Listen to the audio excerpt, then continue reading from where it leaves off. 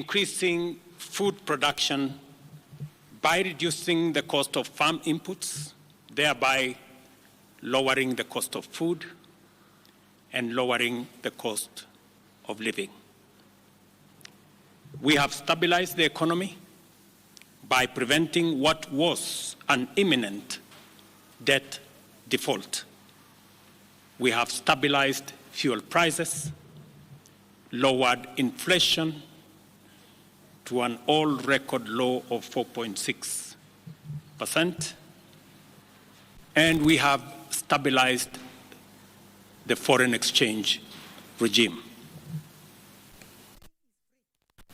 We have implemented radical changes in the education sector, including resolving the KBC question. We have rolled out a new student-focused higher education funding model that has special emphasis on making sure that children from vulnerable families have the requisite support in their education. We have also improved the student-teacher ratio in both our primary and secondary schools by hiring an additional 56,000 teachers and also hiring an additional 2,000 tutors for our TVET institutions. We have equally resolved bottlenecks in cash transfer program to vulnerable Kenyans, including orphans, people living with disability, and the elderly. We have not only brought on board more beneficiaries, but in keeping with the promise that we made,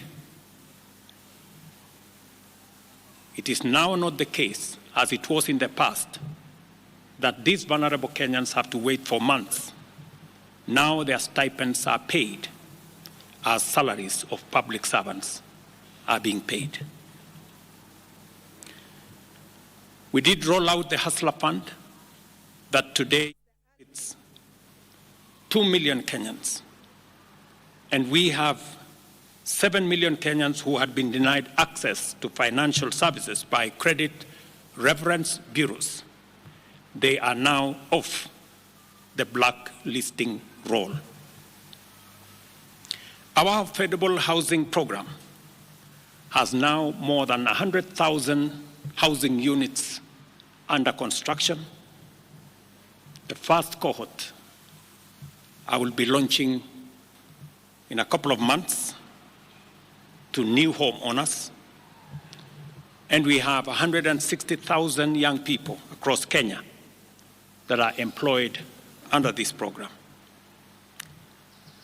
To expand manufacturing, value addition, and agro-processing as a key contributor to job creation, 18 county aggregation and industrial parks and 6 new special economic zones are under construction across Kenya.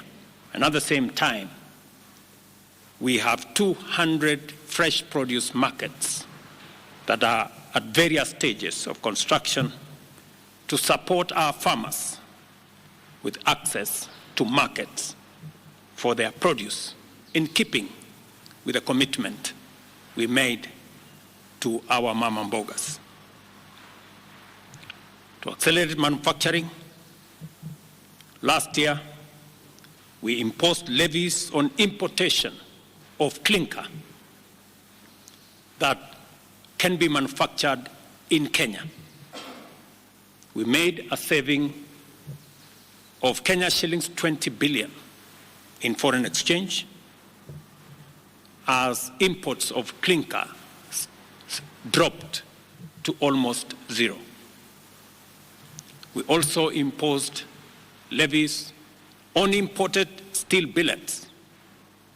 And today, we have 11 steel factories that 6 years ago were closed. They have started operation, hiring 16,000 Kenyans. And last year alone, we saved 120 billion shillings in foreign exchange as a result of this intervention. Our digital transformation agenda is also on course with 17,000 government services online, while we have 274 digital hubs across Kenya with 152,000 students and digital workers in our TVETs and also in digital hubs in different parts, up and running and giving young people an income. Our universal health coverage plan has already onboarded 107 community health promoters, and the process of registration for our social health insurance fund is ongoing, on its way to launch on the new date of 1st of October 2024 that will make it possible for every Kenyan to have a health insurance, and for those suffering from critical illnesses to have access to the critical illness fund, making it possible for every Kenyan to have access to treatment without the burden of having to fund it.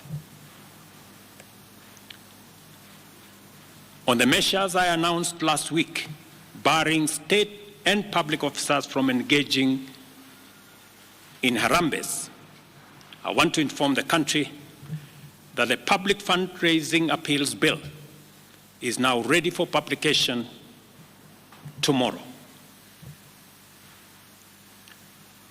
However, even with the progress we have made, I am acutely aware that the people of Kenya have very high expectations of me.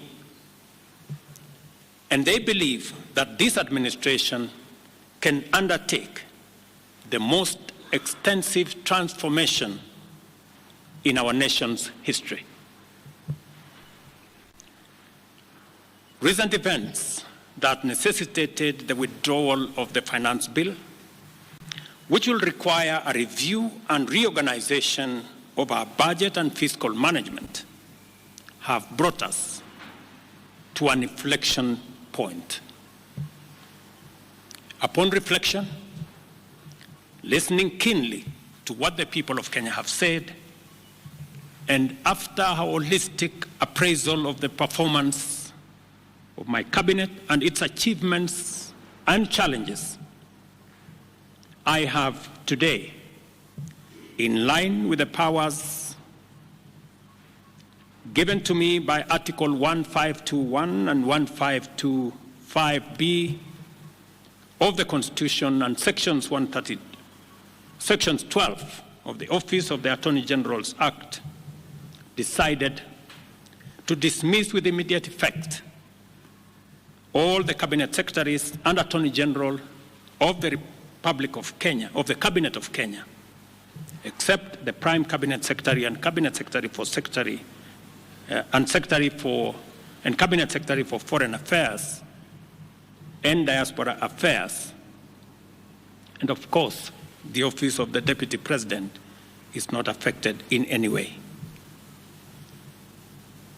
I will immediately engage in extensive consultations across different sectors and political formations and other Kenyans, both in public and private, with the aim of setting up a broad-based government that will assist me in accelerating and expediting the necessary, urgent, and irreversible implementation of the program that we have, including other radical measures and programs to deal with the burden of debt, to explore raising domestic resources and revenues, expanding job opportunities, eliminating wastage and unnecessary duplication of a multiplicity of government agencies, and slaying the dragon of corruption, consequently making the government of Kenya lean, inexpensive, effective, and efficient.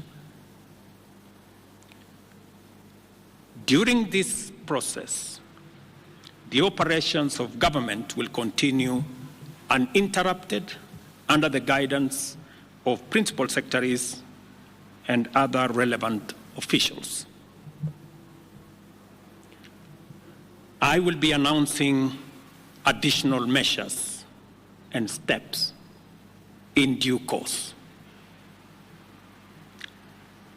Thank you very much, and God bless our great country, Kenya. Asanteni sana.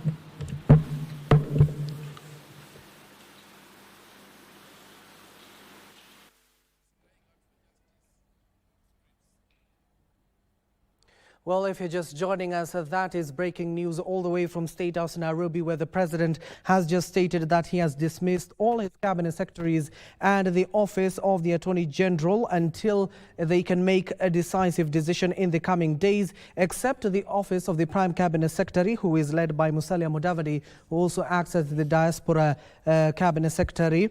And the secretary to the cabinet has not been affected as well. The president added further that the office of the deputy president has not been affected by this latest move. If you're just joining us, President William Ruto has dismissed all his cabinet secretaries and AG. He clearly stated that he will have to consult further to have a broad-based government in place to achieve radical measures that the government has been able to put in place, especially the austerity measures, and to what some of the protesters were demanding, they can be heeded as well. If you're just joining us, dear viewers, that is the latest news. He said that the broad-based government is set to achieve the radical measures that is set to tackle debt, raising revenue, eliminating wastage, corruption, and of course ensuring that the government will be living within its own means. We have breaking news there from State House Nairobi. The president clearly started when he was speaking on the achievements